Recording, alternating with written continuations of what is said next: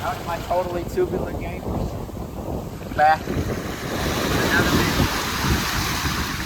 Tubular.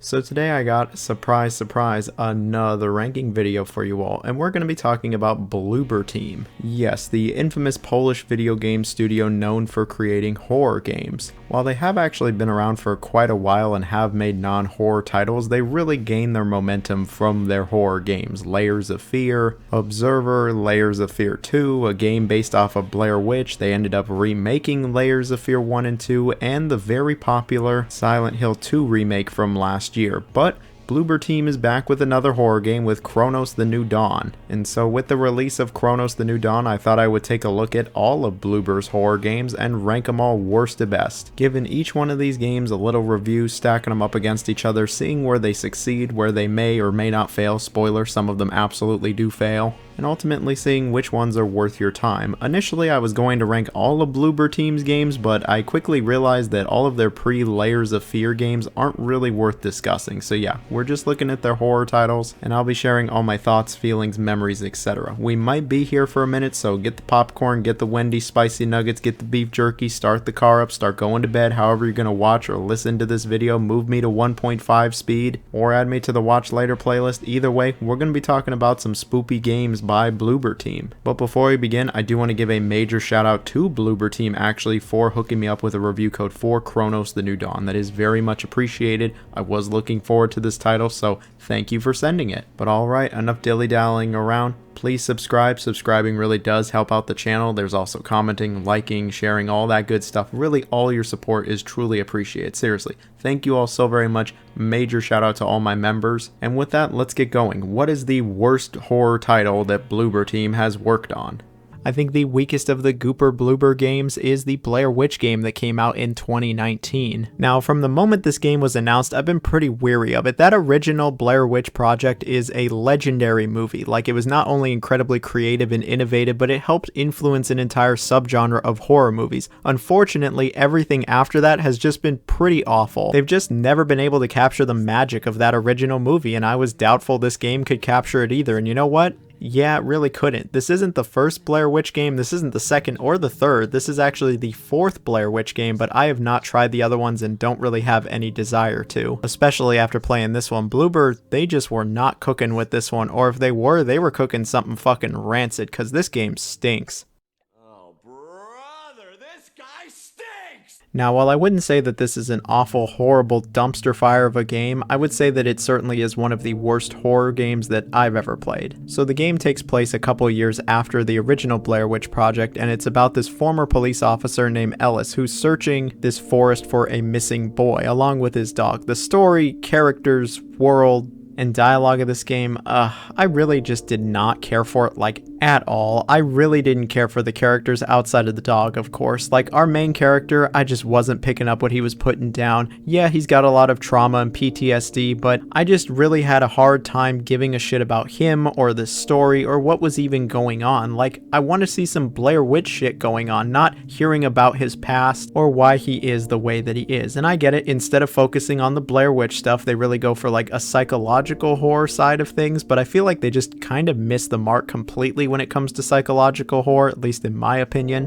And I found all of the plot twists to be pretty predictable. Even I found them predictable. Come on now, this story, yeah, it was just lacking. But to move to a positive note, to say something nice about the game, when it comes to the visuals and the graphics in general, it is fantastic. This game came out in 2019, and this isn't a big AAA developer. No, this is a small little studio, and I think they did an amazing job. This game looks great, the environments are incredibly well done, and the game does plenty of interesting things with its visuals. Like, the visuals really are the best aspect of this game. I love the lighting. And I remember the first time I even just saw this game, I thought it was incredibly visually stunning, and I still think that nowadays. The visuals really are top notch. When it comes to the gameplay, it is in first person, and it certainly is a horror game, but I don't know if I would say it's a survival horror game. There's not really any inventory or resources to manage. I mean, I guess there kind of is, but it's more like you just find items and use them with the environment, or you're finding like lore bits and notes. Really what you're managing more than anything else is this dog Bullet. You can tell Bullet what you want him to do. You can have him go find items or things in this world. You can pet him, you can scold him if you're a jackass. You can even give him dog treats. But what the gameplay really boils down to is you being dropped into a semi-open world, being told to investigate areas and look for items. As you get items, you'll be able to go to new areas that were previously inaccessible, find more clues, and just try to figure out what's happening. Along the way, you do get to make a few choices, and you even get to find some tapes which you can access via the camcorder. That's when it actually feels like Blair Witch, and it's one of the best aspects of this entire game. That, and towards the end of the game, you actually do get to see some Blair Witch shit, which is what we all came here for.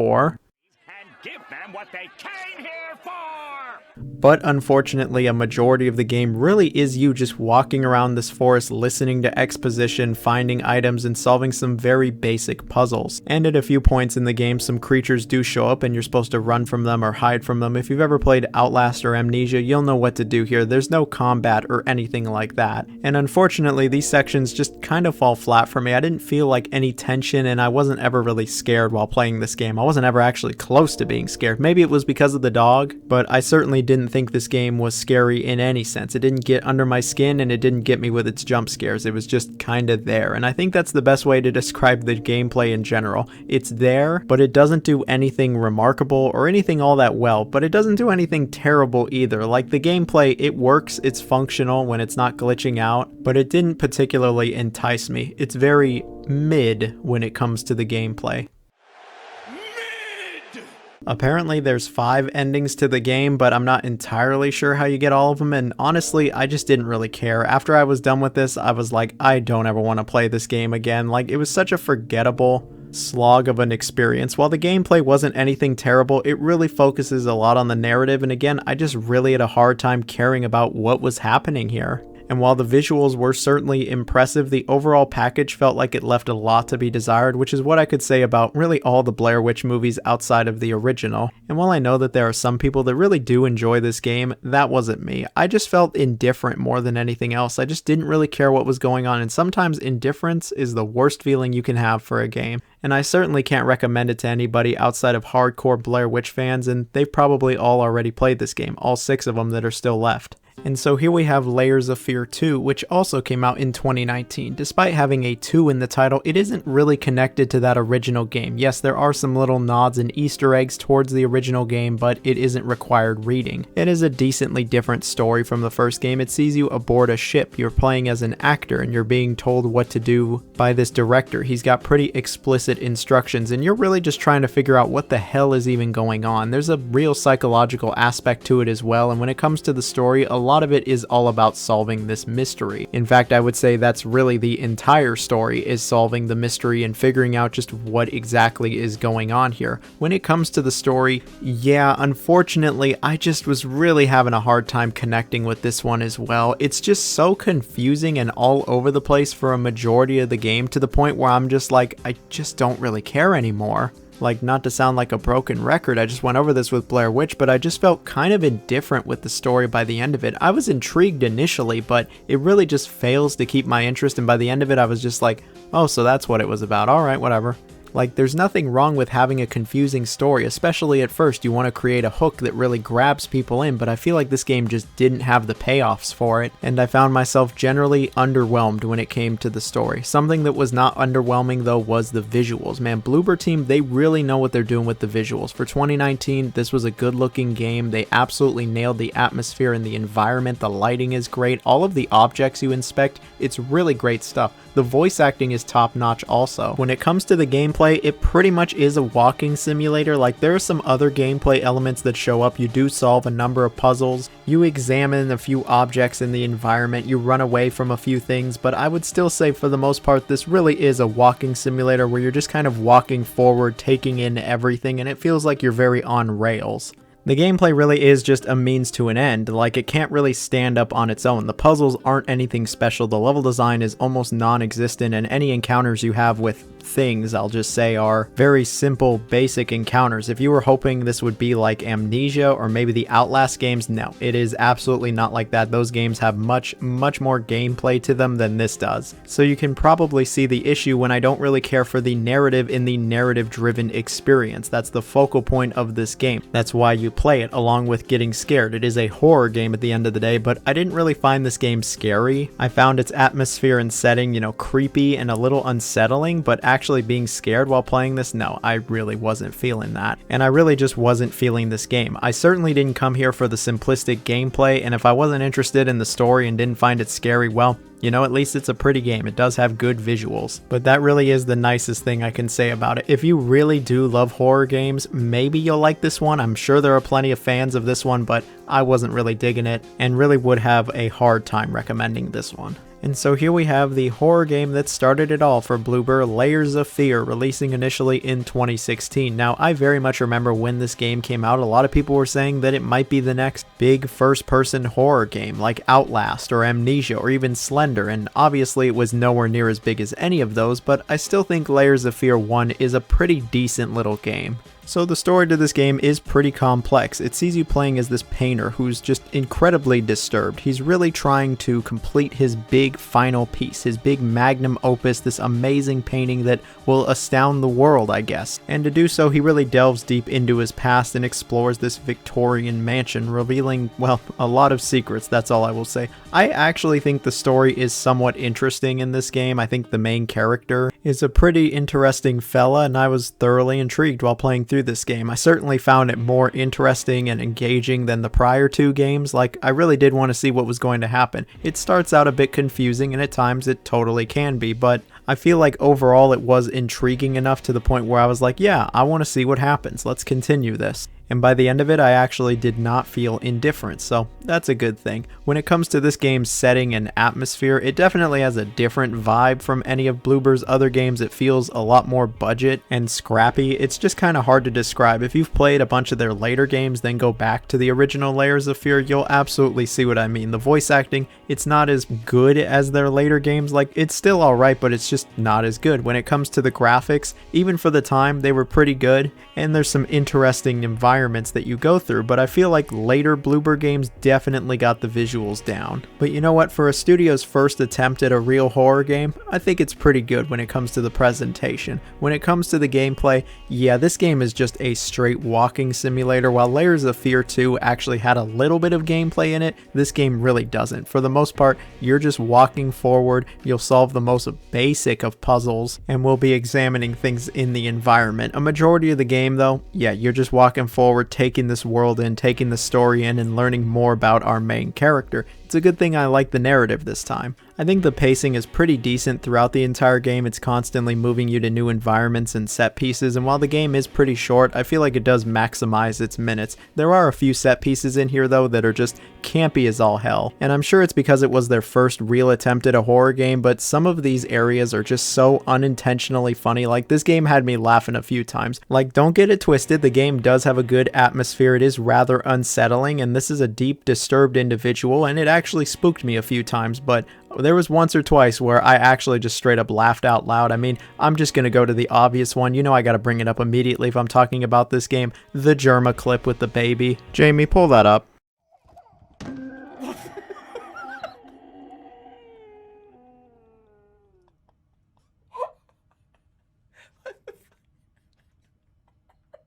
Of course, without context, this clip is just hilarious. I mean, even with context, it's still a pretty funny clip. I feel like the Germa clip low-key did just like irreparable damage to Bloober Team in general. Like, I remember when it was announced that Silent Hill 2 was getting remade by Bloober, this clip just really resurfaced all over the place, and it just doesn't exactly paint them in a good light. I will say though, all these years later, I still think the clip is just absolutely hilarious.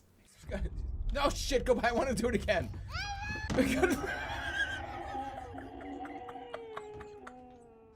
Now, despite all of that, I still think Layers of Fear is a decent game. It certainly has some flaws, and it's totally lacking in some areas, but as far as horror walking sims go, yeah, I guess this is a pretty good one. I think the story and world are intriguing enough, and I think that if this premise sounds interesting to you and you like horror games, maybe you should check it out. But if the idea of a walking simulator doesn't appeal to you, then I don't know if you'll really like this one. At least I can recommend it to somebody, unlike the prior two games, which I really just don't recommend. And I mean, at the very least, if you want to see where the Germa clips from, this is the game to play. So from Layers of Fear to Layers of Fear, here we have the 2023 remake. So this game is a remake of the original Layers of Fear 2, all of the DLC from both Layers of Fear. If I say Layers of Fear one more fucking time, my head is going to explode. It has the DLC from both of the games, and then it even has a new little section added to it. In addition to that, Layers of Fear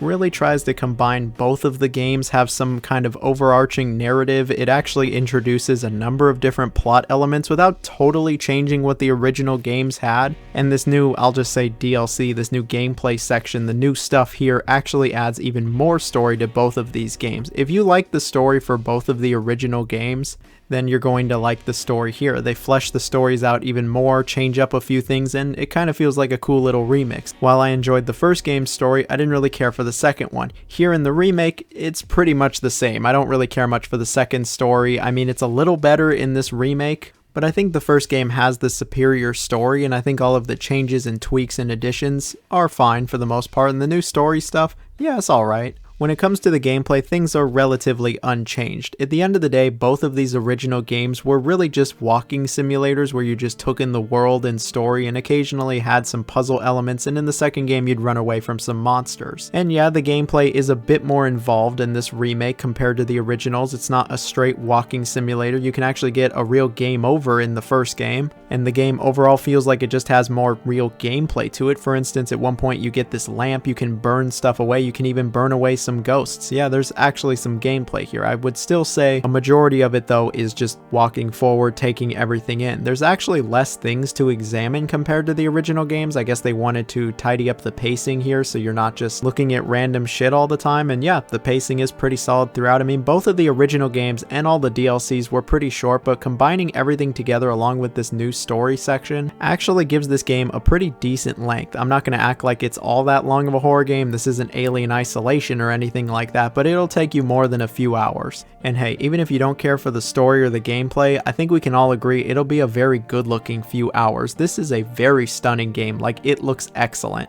I thought the original two games still look pretty decent even nowadays, but this new remake, oh yeah, it looks good. The environments just look amazing. The lighting is excellent. The visuals in general are just very well done. The voice acting's a lot better. The presentation, it really is like top notch here. They also tweaked the vibe and atmosphere of this game. They made it a lot darker and just more serious. For instance, they took out the baby scene from the first game. I guess there were just so many memes that they straight up took it out, which is simultaneously sad and hilarious. But yeah, these games try to be a lot more serious and scary, and yeah, it got me a few times, it certainly did.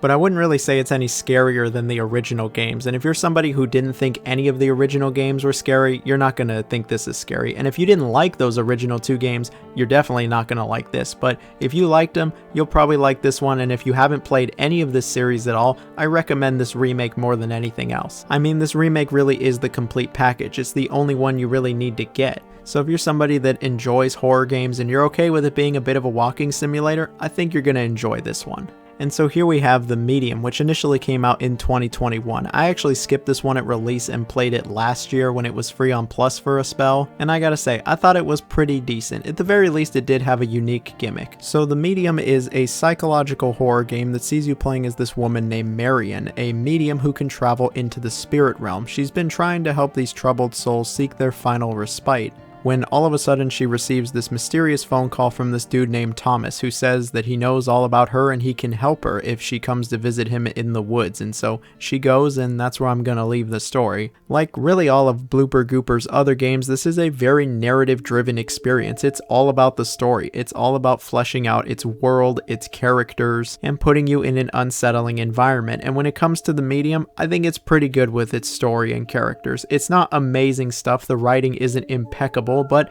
I was thoroughly intrigued throughout and I really wanted to see what would happen. I think the main character Marion is actually pretty decent, and while this certainly isn't A-tier writing and it started to feel a little predictable by the end of it, at the end of the day I enjoyed it and I was entertained, which is something I can't say about every game on this list. Something else that I can't say about every other game on this list is that it actually has real gameplay to it. It's not just a walking simulator. Sure, a lot of the game is just walking forward, listening to exposition, but there's actual real gameplay mechanics here. The biggest thing you probably noticed is the giant line in the middle and the fact that you're controlling Marion in both realms, and at the same time no less, but the controls are really basic and easy to understand. You really just control her at the same time in both of the different realms. I feel like they could have easily overcomplicated things with the controls and they didn't do that. But what are you actually doing in this game? Well, you're doing a lot of walking around. You definitely do plenty of that. You get to examine the environment, pick up objects, and usually use them with something else in the environment. It's pretty akin to like an adventure game, but a big part of this game is the fact that you have your psychic abilities. And what are you doing with these psychic abilities? Do tell. Well, you're mostly just solving puzzles. Usually you gotta do something in the spirit world that will make the real world react and vice versa.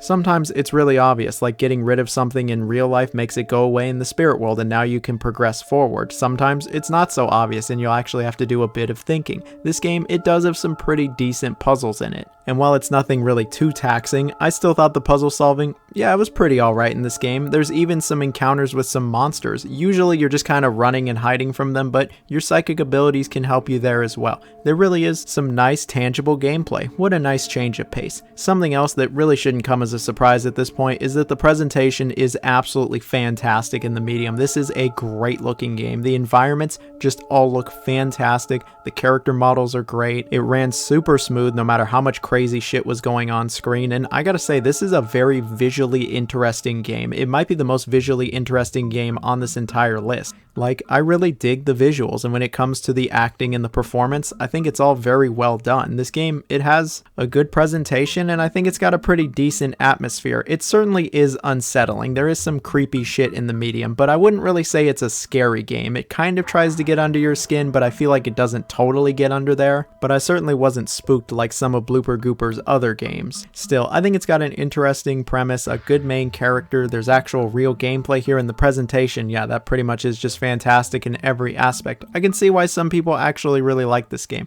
I can also see why some people didn't. It isn't a huge departure from their prior games, and while there is gameplay and interactivity and even a few gameplay mechanics here and there, it's still not as involved as plenty of other horror games, and I know that not everybody found the story as interesting as I did. At the end of the day, I think this is a good but not great horror game, and I can recommend it to anybody that likes horror games or if you're looking for a different kind of experience. Again, it is mostly narrative focused, so if the story doesn't grab you, I can't imagine you liking this game, but I enjoyed it for what it was.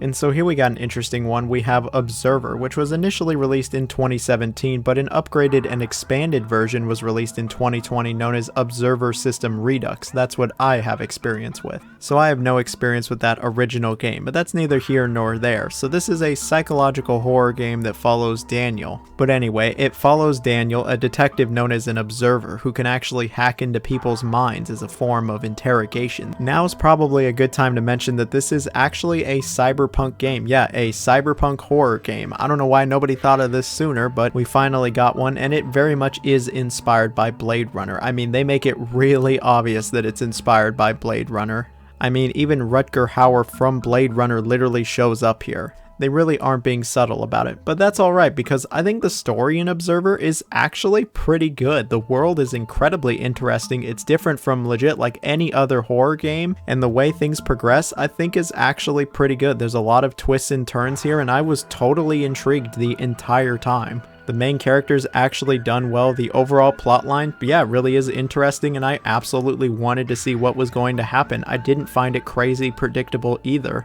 And while it's not this astounding story that just blew me away and I had to absolutely drop everything to see what was next with just this A-tier writing, I still enjoyed it. I still thought it was good. I also genuinely did enjoy the aesthetic and the world building. At the time, we hadn't seen a ton of cyberpunk games. This was before Cyberpunk 2077 showed up, and it was really cool to see this setting, especially in a horror game. And I feel like this game had a pretty rad vibe and atmosphere. I like it. The story and setting really are this game's biggest strength, and that's totally fine because like Bloober Goober's other games, this is a very narrative-focused adventure, where it makes it all about the story rather than being a gameplay-first video game. When it comes to the actual gameplay though, yeah, I guess it isn't crazy different from Layers of Fear.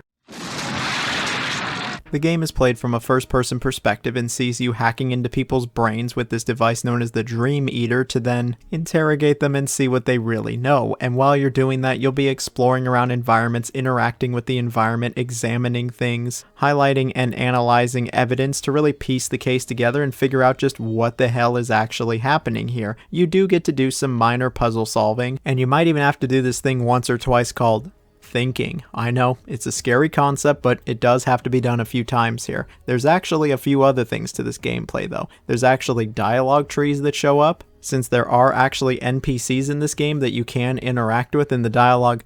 Yeah, sometimes it's a little awkward, but for the most part I think it's pretty good. There's actually some collectibles you can find in the environment, which is not something I was expecting, and then of course there's when something shows up to kill you. Unlike a certain game and its sequel that I'm not going to mention by name, there's actually more to this than just running away from the thing trying to kill you. There's more of a cat and mouse element. If you've ever played Outlast, it's kind of like that, where you're trying to just hide from the thing trying to kill you and get away from them as fast as possible. There's no real combat here, there's no actual way to fight back. And so if you're somebody who hates horror games where you can't fight back like Amnesia: The Dark Descent or Slender, yeah, you're not gonna like this. But even as somebody who actually does like those games, I didn't really care for this. I just didn't find the gameplay all that captivating, and it really just didn't come together like Outlast does. I didn't find this really scary either. The stakes felt so low, and the game is so frequent with its checkpoints, you never lose more than like 30 seconds of gameplay. So at one point I just went, fuck it, I'm gonna stop being stealthy, I'm just gonna run for it, and I actually just was getting through these sections way faster, which is probably not how things are supposed to go. It's easily my biggest issue with the game, but I wouldn't say it's like a deal breaker or anything like that. It's not like a majority of the game is this. A majority of the game is examining the environment, piecing everything together, and being a detective in a dark cyberpunk world. There's lots of hacking here, and this shit is cool. Speaking of cool, the visuals. At least for System Redux, the visuals are great. This is a great looking game with excellent character models and environments that are nothing short of amazing. This is just a really great looking game a few years later. And the music here is actually pretty decent as well. It's some nice ambient music that really pushes the vibe further and further. Observer, it's a good game. And I think it's a good horror game. It is a very unsettling game. While I wouldn't say it's all that scary, especially since the stakes are pretty low and the gameplay isn't really all that in-depth, you're not managing a bunch of resources or anything, I enjoyed my time with it. And I think that most people will as well, so I recommend it. I recommend it at the very least to just experience this game's world. It's a different kind of cyberpunk world, and I liked it. And so here we have Cronos: The New Dawn, the latest horror title by Bloober Team, and it's actually self-published by them as well. And after putting a fair amount of time into this game, I gotta say, it's actually pretty good and one of the best horror games Bloober has ever made. So the story, setting, and world of Cronos is actually pretty interesting. It takes place in Poland,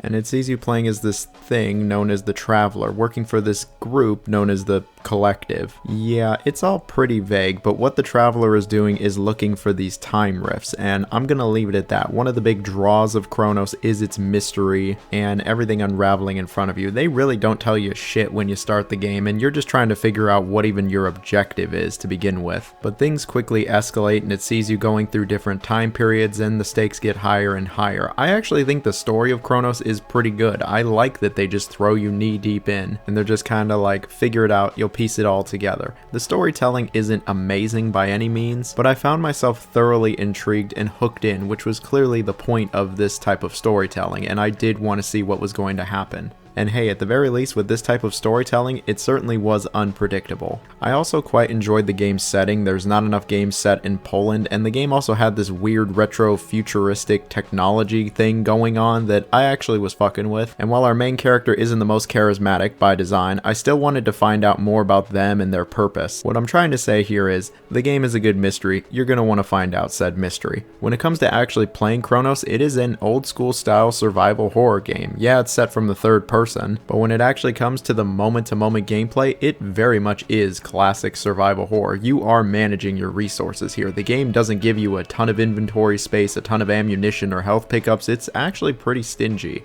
You'll be investigating areas, finding clues and items that you can use with other items or the environment. You'll be solving some really basic puzzles, and then of course getting into combat with these monsters. When it comes to this game's combat, it's actually pretty good. While you can throw some punches and some stomps a la Dead Space, you're really going to want to use the guns, and the guns actually feel good in this game. While you can just press right trigger and shoot from the gun like any other game, instead this game really wants you to actually charge up your shots. You'll hold the right trigger for like 2 or 3 seconds and then you'll shoot a much more powerful shot, and this is where the combat can actually feel really good. Charging up a big shot and then just blasting these creatures in the face, it can actually be quite satisfying. There's a good impact, the enemies react, and these guns actually feel like they got some heft to them when you're charging. Later on you get more automatic weapons, and yeah, you could use these, but I much prefer charging up the big shots. These just felt really good, and you can even upgrade your guns to make the charge time even shorter. That's not the only thing you can upgrade. You can also upgrade your suit and your little flamethrower. Yeah, one of the resources you find are these little canisters that you can shoot onto the ground to create a little fire effect, and this is absolutely required if you want to get anywhere in this game. Not only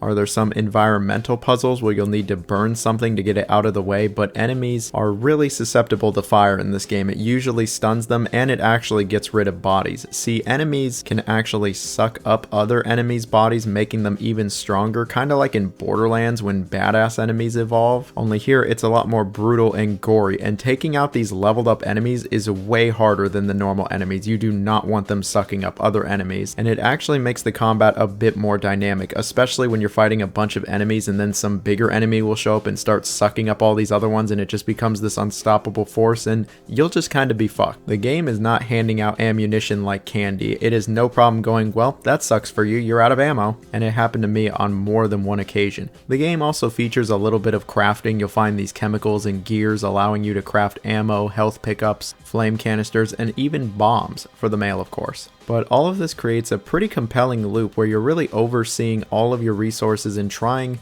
to save as much of it as you can, but then some monstrosity will show up and you'll end up going through everything, throwing your entire game plan out the window, especially when the bosses show up. The bosses are no joke in this game. I died well over 5 times to the first one alone, and it really doesn't get any easier throughout the game. The game is actually a bit challenging, and I mean that in a good way. It gives you the tools to succeed and it expects you to use them, otherwise you're just not going to get very far in this game. Outside of the combat, you'll be exploring around. I think this game has a decent sense of exploration. I'm not going to act like the level design is peak or anything like that, but for the most part, I thought it was pretty good, and the puzzles are interesting enough as well, where you're manipulating time, sometimes there's anti-gravity, and nothing's too taxing. You're not going to be thinking too much with these puzzles. It's relatively obvious. And speaking of obvious, we have the game's excellent presentation. You gotta remember, this isn't a big budget AAA game. This is Bloober Team, and I think it looks really good. Environments are well detailed, the character models look great, the lighting is superb. Yeah, I wish the game ran a little better, but that's UE5 for ya. But all in all, the graphical presentation was really solid. The game's got some good voice acting, some great voice direction, the music's really funky, and all the guns have a nice crunch to them. Well, I'm not smart enough to transition anything from crunch, so the next thing I'm going to talk about is the game's pacing and length. It doesn't go on forever and ever and ever, but it's got a good length to it, taking well over 10 hours, and I think the pacing was solid overall. It does start out a little slow, but it's really just letting you figure out the mystery for yourself, and once it gets going, it really gets going. There's a bunch of spectacles, set pieces, and cool moments that I think are actually going to be pretty memorable when it comes to survival horror games. I've heard some people describe this game as We Have Dead Space at Home, and yeah, it certainly does have a lot of similarities to Dead Space, especially on a first glance. If you play even a few hours of this, you'll realize pretty quick that it is its own thing, and I think it's very easily able to stand on its own with its own identity, and it's a good identity as well. Cronos is surprisingly good. I wasn't too sure how this one was going to end up, but I was pleasantly surprised, and I have no problem saying that it's one of the best horror games of the 2020s, especially if you don't include any remakes. Yeah, it doesn't reinvent the genre, or do anything you haven't really seen before, but it's very refined, and it actually comes together to be a scary, compelling experience that I think is worth your time. I absolutely see potential here for a series, and I'd love to see what they do for a sequel, but for Cronos: The New Dawn, yeah, it's absolutely worth playing, especially if you're a fan of horror or survival horror games. Yeah, it's not the scariest, and it doesn't come to the table with a bunch of new ideas, but it sticks to its lane and it does it well, and for that, I absolutely recommend it. And then here we have it, the Silent Hill 2 remake. When it comes to all the horror games developed by Bloober team, it's not even close. This is by a long shot their best game, and it's easily one of the best horror game remakes to ever come out. Really, it's just one of the best remakes I think gaming has ever seen. They actually did a phenomenal job with the Silent Hill 2 remake. Before release, there was a lot of skepticism about this remake, especially because Bloober team was developing it, and as somebody who's played all their horror games, yes, all their horror games, I can't even fucking imagine why you would have to do this. I was also a bit suspicious, but I was so glad to be proven wrong with this one. The game really is what it sets out to be, a modern interpretation of Silent Hill 2. You gotta remember, the game's 20 plus years old, and while I'm not gonna say this new version was absolutely necessary, it still is a great way to experience Silent Hill 2. Now when it comes to the story of this game, if you've never experienced Silent Hill 2 whatsoever, you know very little about it, well, you're in for a wild ride. The game has genuinely one of the greatest stories of any video game, seeing you play as James Sunderland, who comes to the mysterious town of Silent Hill after receiving a letter from his wife, but the thing is, his wife passed away 3 years ago, so he's not too sure what to make of this. The letter also says to go to her special place in Silent Hill, and so naturally, that's exactly where he goes. The story, the plot, the characters, the dialogue of this game, it is something else. It's crazy how all these years later, it's still absolutely phenomenal. It's still top tier storytelling. The dialogue is very well done and clearly intentional. Yeah, some of it has been changed from the original. There's a bunch of extra lines in there, but I feel like it really adds to the story even more.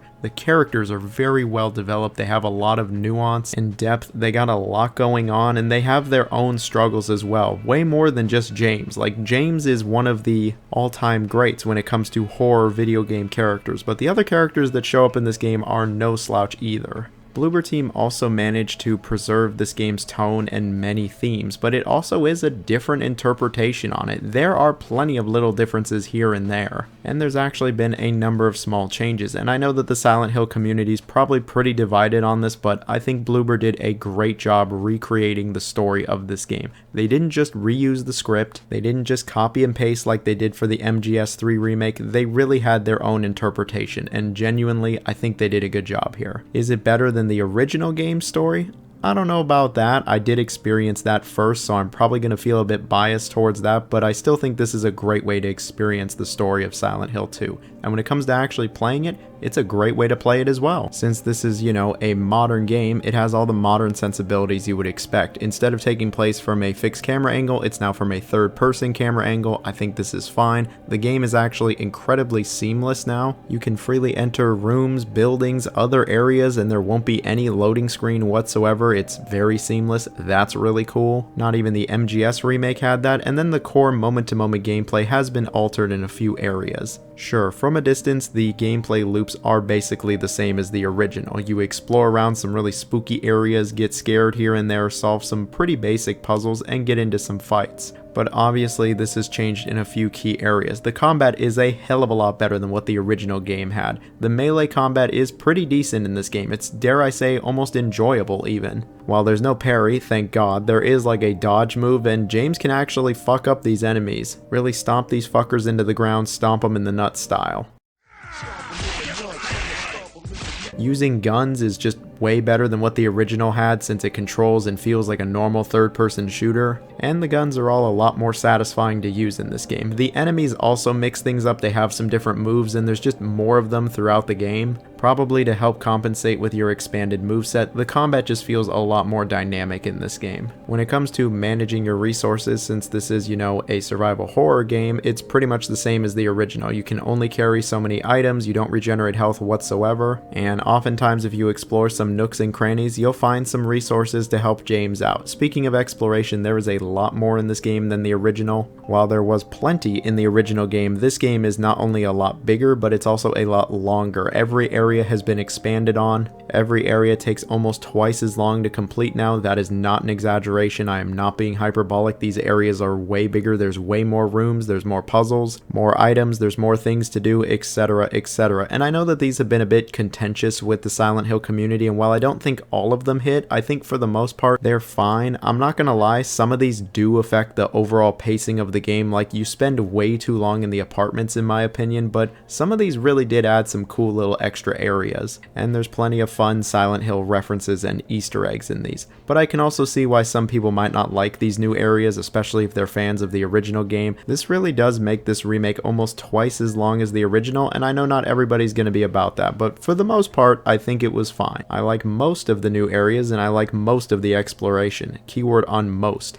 When it comes to the puzzles, not only are the original puzzles actually slightly different, but there's a bunch of new puzzles here as well, and I actually think these are pretty decent. I like that the puzzle difficulty comes back, and these are genuinely some of the most tolerable puzzles of any survival horror game. They're way better than what some of the other RE games have, or Dino Crisis, that's for sure. And you know, I can appreciate that the puzzles aren't exactly the same as the original. I can appreciate that overall the game is not exactly the same. There are a number of differences, and for the most part I think these are good. Are they universally good changes that everybody's going to love? No, absolutely not. When you're tampering with a classic in any way, you're going to have people that prefer the original, and if you prefer the original over this, there's nothing wrong with that. But I think this is a perfectly great way to experience Silent Hill 2. I think you're still getting the full experience here, and in some ways maybe even a better experience. They did tweak some of the set pieces and areas to make a bit more sense, and the game obviously looks a lot better than the original. Speaking of, this game looks phenomenal. It's one of the greatest looking games ever made. It has some of the best facial expressions you will ever see in a video game. Like,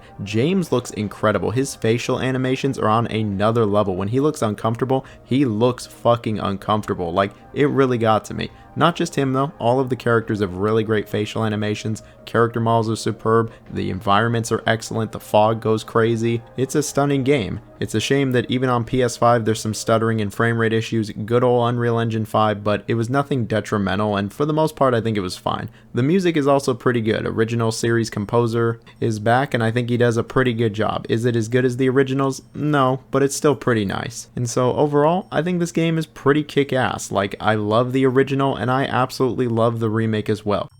Do I prefer the original to the remake?